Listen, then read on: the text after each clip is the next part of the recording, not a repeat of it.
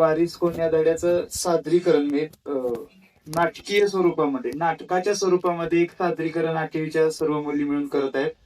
एक राजा था, उसके 4 बेटियां थी। राजा ने सोचा कि इन चारों में से जो सबसे बुद्धिमानी होगी उसे ही अपना राजपट सौंपेगा।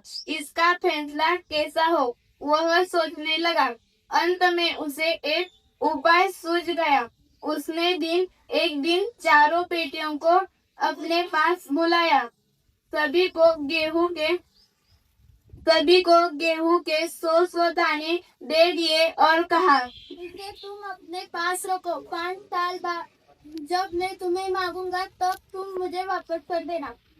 गेहूं के दाने लेकर चारों बहनें अपने अपने कमरे में लौट आई। बड़ी बहन ने उन दानों को खिड़की के बाहर फेंक दिया। उसने सोचा, आज से 5 साल बाद पिताजी को गेहूं के इन दानों से क्या करेगा? भंडार घर से आई दे दूंगी।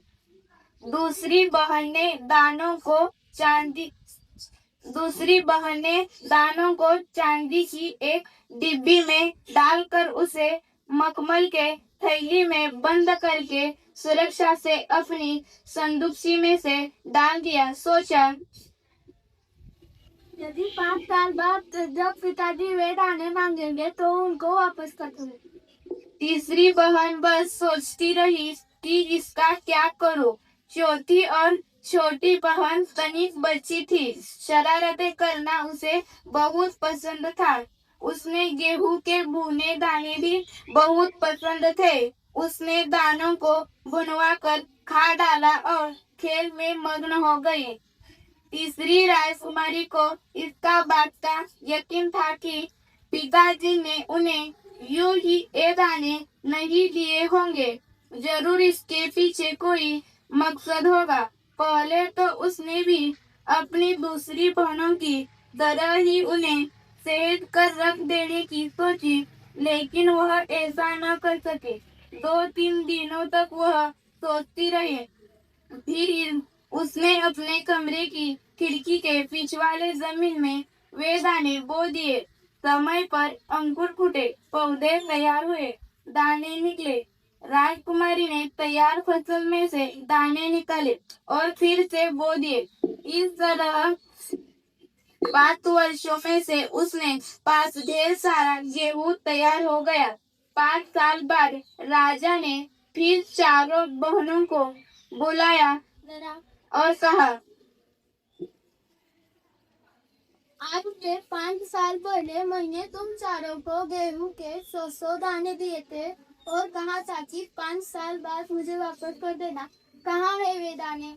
बड़ी राजकुमारी भंडार घर जाकर गेहूं के दाने ले आई और राजा को दे दिया। राजा ने पूछा, क्या है वही दाने जो मैंने तुम्हें दिए थे?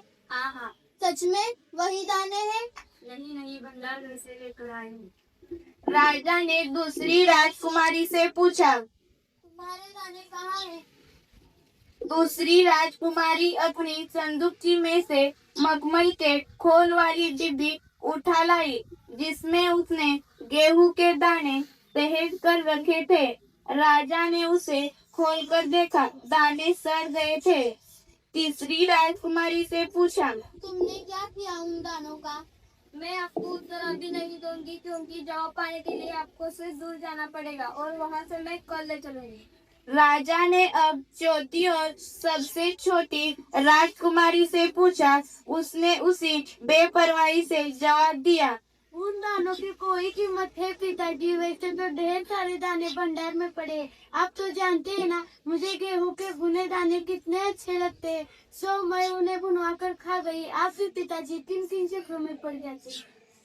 सभी के उत्तर से राजा को बड़ी निराशा हुई। चारों में से अब उसे केवल तीसरी बेटी से ही थोड़ी उम्मीद थी।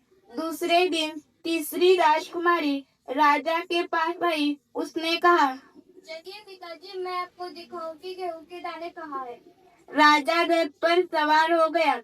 रथ महानगर पार करके खेत की तरफ बढ़ चला। राजा ने पूछा, आखिर कहाँ रख छोड़ा है तुमने वे दाने? उन दानों के लिए मुझे मुझे कहाँ कहाँ के चक्कर लगवाओगी? तब तक रथ एक बड़े से हरे भरे खेत के सामने आकर रुक गया। राजा ने देखा सामने बहुत बड़े खेत में गेहूं की फसल थी। उसमें बालियां हवा में झूम रही थी, जैसे राजा को कोई खुशी भरा गीत सुना रही हो। राजा ने हैरानी से राजकुमारी की ओर देखा। राजा ने कहा, पिताजी, ये है वे सौदाने जो आज लाखों लाख रुपए आपके सामने है।